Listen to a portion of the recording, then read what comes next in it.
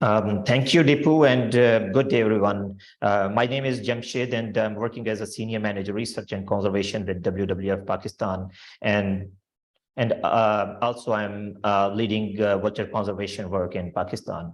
Pakistan Vulture Restoration Project includes both in situ and ex situ conservation components, and both these components are funded by Hawk Conservancy Trust since last many years.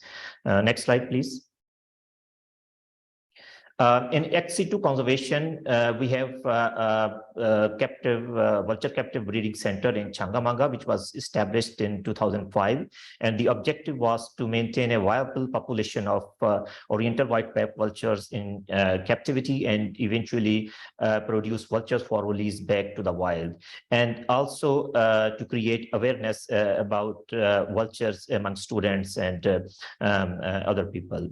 So this captive breeding center is producing vultures and adding up in the flock successfully since 2015 to 16 breeding season, and every year 2 to 3 vultures are being adding up in the flock. And during the last breeding season, 3 vultures were successfully raised in this captivity. Currently, we have total 30 oriental white-backed vultures in this facility, of which 15 birds are raised in this activity in this facility. Next slide, please.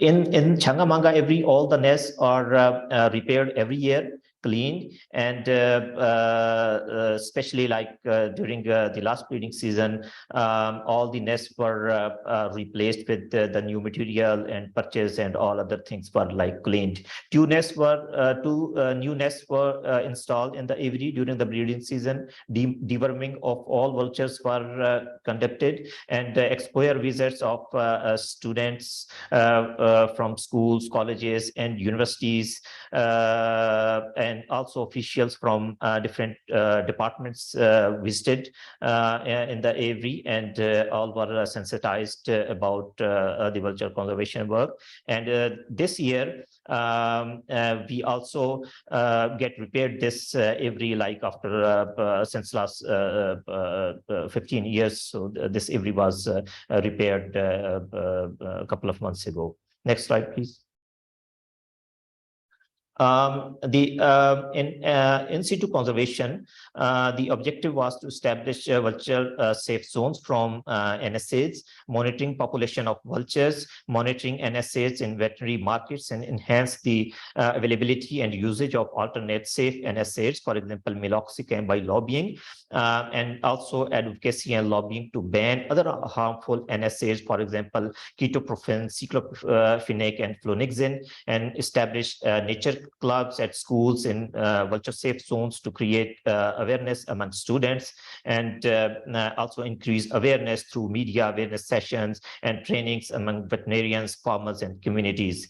So we established provisional vulture safe zone in Nagar Parker in 2012, and we are conducting vulture population monitoring and other market survey, etc., in this vulture safe zone. Similarly, we have also proposed a vulture safe zone in AJK, and in next years we are planning to conduct vulture conservation work in this proposed vulture safe zones in AJK. So in vulture safe zones, we are monitoring oriental white-backed vulture, long-billed vulture, and red-headed vultures, and from this year we are also planning to monitor Egyptian vultures in these vulture safe zones.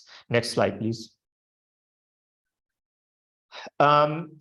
In vulture safe zone in Nagar Parker area during last year, 12 awareness sessions were conducted with communities, and 20 sessions were with students in different schools, and all were sensitized about the vulture conservation work. 10 veterinary practitioners were sensitized about the importance of vultures, the harmful impacts of NSAIDs on vultures and their decline, and benefits of the use of the drug meloxicam. 100 copies of the posters on the importance of vultures, cause of population decline, and role of community community for their conservation were distributed among school children and community members. Similarly, 100 booklets about common livestock diseases were distributed among veterinary practitioners and community members during individual meetings and awareness sessions last year. 31 pharmacies were visited to check the availability of NSAIDs in vulture safe zones, and veterinary diclofenac was not available at all these pharmacies. However, cyclophenac was available at 10, ketoprofen and flunixin at 19 pharmacies. These NSAIDs, in fact, were not available at 12 pharmacies, which we were monitoring last 8 to 10 years. However, last year we included 19 new pharmacies in this monitoring, and these NSAIDs were available in those pharmacies. Next slide, please. The population assessment surveys for white back, long-billed, and red-headed were carried out in 2022 in Nagar Parker Vulture Safe Zone area. During the surveys, 81 activeness of long-billed vultures were observed, and 28 individuals vultures were observed. However, Oriental whiteback and their activeness were not observed in the area where we are monitoring these populations in Vulture Safe Zone area. However, this year we have reports from locals that they have seen some white-rumped vultures in the surrounding area of this vulture safe zone. So it might be that these white-rumped vultures are shifted from vulture safe zone area to the surrounding areas. And during these surveys, one activeness of red-headed vulture was also found, and 2 adult red-headed vulture was also observed during these surveys. Next slide, please. Challenges to vulture conservation in Pakistan, which includes vulture toxic NSAIDs, including cyclophenac, ketoprofen, and flunixin available in the market.